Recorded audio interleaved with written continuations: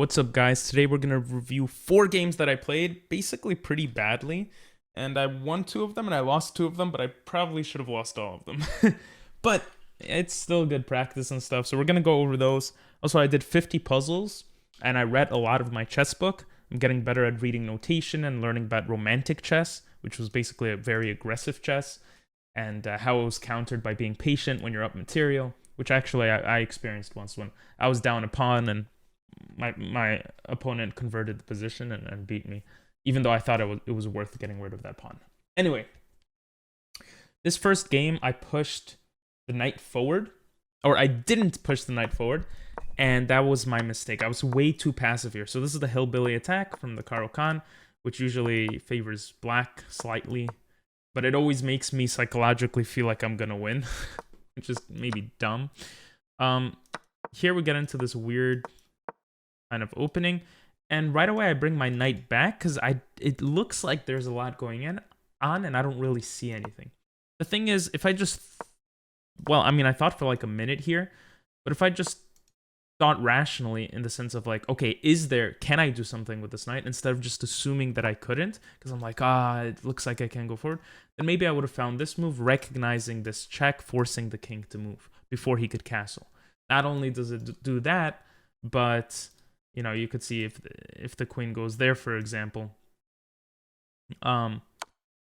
this check is still good.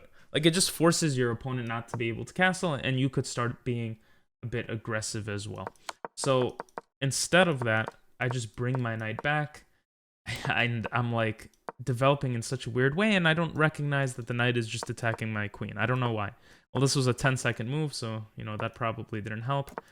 And the opponent is getting closer into my position, but apparently this is fine. And I considered kicking the knight away. I considered it. But I thought, oh, no, I have to be more aggressive. I don't like how the bishop's staring here, the rook, the knight. Maybe he's thinking, I was thinking of sack. I was thinking, oh, if the knight sacks, like, oh, this looks maybe like I was thinking of all this. It opens up my rook maybe against the queen. And so I wanted to move my knight to a better position. Where in reality, if I attack this knight, where does it go?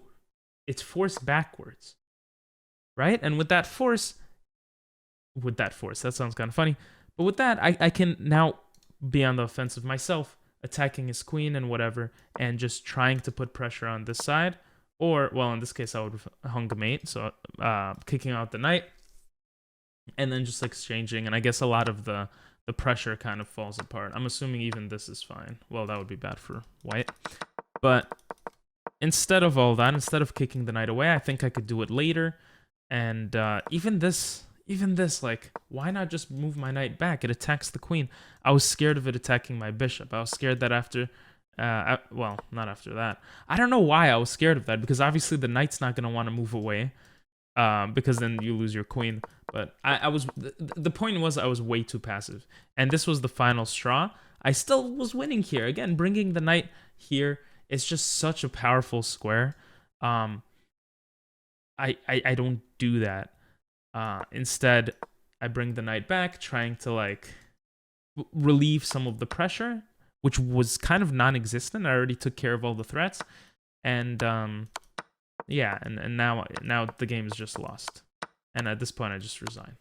So that was the first game. I was too passive.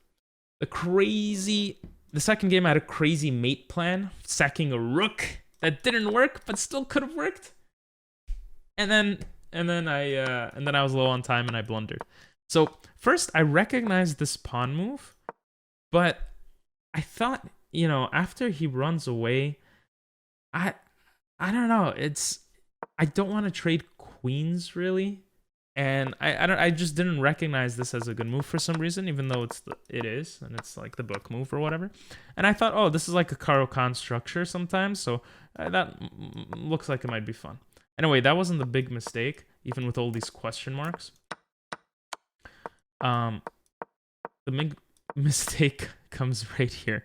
So I'm like, oh my god, this is brilliant. This is brilliant, because if he takes back, I take back with the queen or with the bishop, and I'm piling so much pressure. Like, this is checkmate, this is potential checkmate. Obviously, he can move the bishop out of the way, but then he has to worry about this checkmate.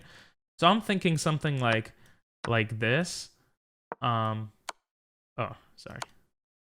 I'm thinking of something like this or something, you know?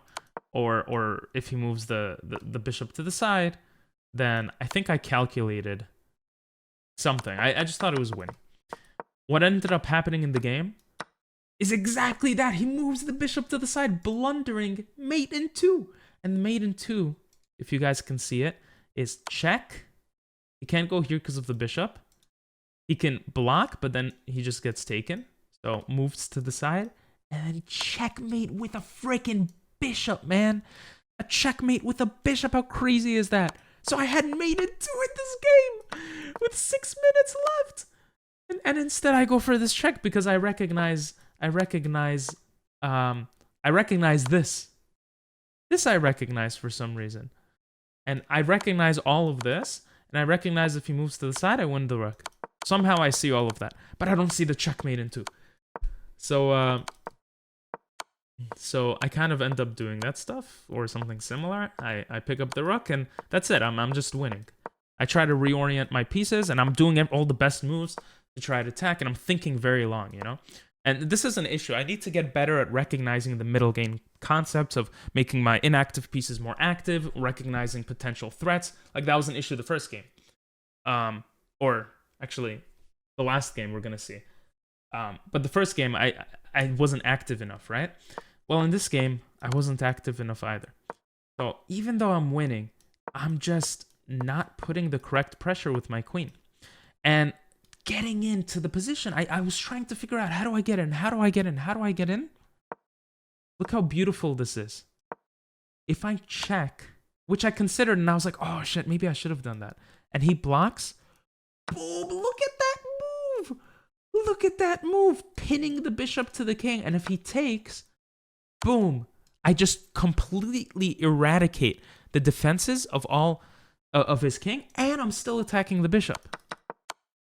So I didn't see that. And at this point, I have 43 seconds, and I blunder. I blunder in 4 seconds. I just push this pawn, thinking maybe that's something, and I blunder. And I blunder my bishop because the rook defends it. It's just a simple, stupid blunder. And the game kind of falls apart after that. I try to do something, but he has that passed pawn, and after trading rooks, the game kind of ends. All right, here my opponent blundered a drawn endgame. So this is the Caro-Kann structure we were talking about before, the Tartakower, right? And I moved my knight here because I remembered that professionals do that. Or like, I remember looking at master games and they would move the knight there. What I didn't recognize was that they moved the bishop first. And then they moved the knight.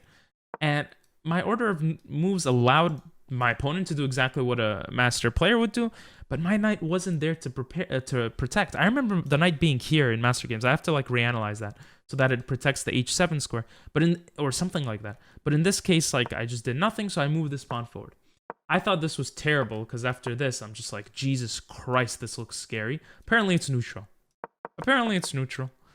So I moved this pawn instead, and my opponent makes a mistake here. Taking this pawn was better because you're still threatening the mate, and after I try to attack back, you pick up the bishop. So you're basically up a pawn. But they don't see that, and instead of protecting that pawn, I let it die for some reason.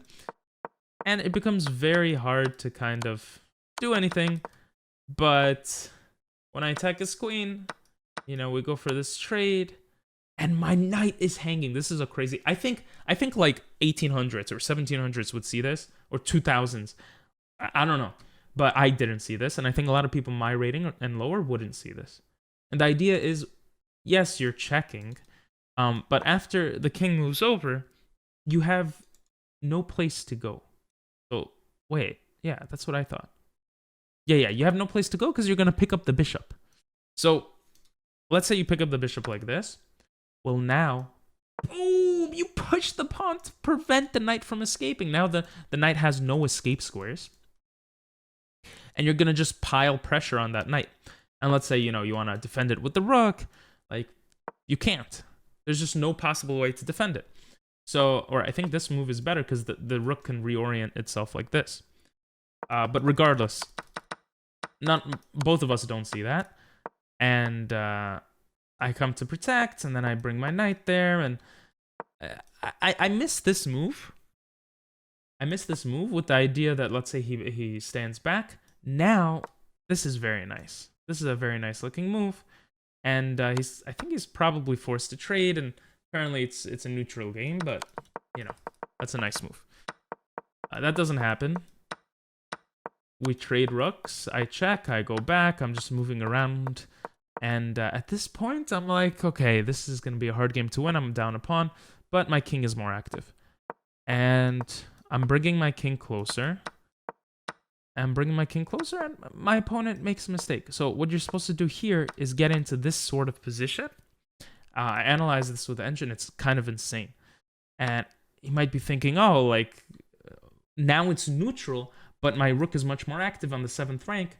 But the idea here is that his rook becomes very active very quickly. You have split pawns. You have these 2 pawns, and your opponent is protecting this, and it actually becomes very hard to win. I think it was something like this, and a lot of these lines would result in a draw. So that was that, and hopefully I would have recognized that and tried to go for a draw. Last game, game number 4, I blundered heavy. There was a real threat on my king from 2 bishops. And the rook and a queen, and I just ignored it. And again, I'm playing too passively. I don't know why. Like, this looks active, but I was trying to bait out the knight. It was really stupid what I was doing here. I was trying to bait out this pawn and then somehow bait out this pawn. I wanted him to move the f pawn so my queen could come in, and my knight could, like, I wanted something like this to happen. Which is really dumb. This is exactly what I wanted to happen. It's just stupid. Or maybe even taking, but that doesn't look like you get compensation. Anyway, I wanted something to happen that just didn't happen. If I bring my queen, I'm trying to be aggressive, but I'm not being aggressive. And he pushes this pawn, which is a great move because I don't know how to handle it. And I castle, and this is a great way of handling it. It looks like, you know, he has more pieces, but if he takes here, you could just ignore it and castle. And you're fine. Like, it's a neutral game. So that's some crazy stuff. I did not see that. I castled to the right side instead. And I start trying to put pressure, and I start trying to play fast. And here I blunder. So this is what I meant by the blunder heavily with the real threat. I thought it's okay if this happens because my rook moves out of the way. What I didn't recognize is after this pawn takes and this, the bishop has a much nicer view of this square. And that becomes a problem. So in a certain line, so I think instead of taking right away, you take like this. And this is what's, was it that? This is what's scary. And now the bishop comes in. No? I thought that's what it was. The knight comes in because it threatens this and the bishop, forcing the queen to go back. And if you push your queen back, it's just total chaos. And now I think, it was like this, where the pressure on this is mounting like crazy. So very, very difficult game to... Obviously, I guess I didn't have to play it like that, but I blunder, but he blunders, and or he misses it, and I'm super happy here because I'm like, oh, I have a chance. Because with this, I take a bishop, and I'm threatening the queen. It's a pawn moves. You know, I got better at pawn moves. That's why I'm closer to 1600 now. I think that was a big improvement from 1500 to this level. And he takes, but I recognize my king is fine. And my plan now is essentially to try to trade everything off. So that's what I do. I should have taken the pawn first, but that's okay. I end up taking the pawn anyway because of how my opponent plays. I'm trying to kind of flag my opponent at this point. And I kind of recognize that I could probably just push these pawns. Like, I could just, you know, make sure the right side is fine and then push these pawns, and I do that and my opponent runs out of time. So that was the game I won. I ended up being higher rated. This is still my highest rating, 1583. But I lost the first 2 games, won the second 2. Didn't really deserve any of them. Just chaos. Chaotic. That's how I could explain today. So if you watched till now, really appreciate it. Say figure in the comments to let me know that you watched this far. Again, I appreciate it, and have a great day and weekend.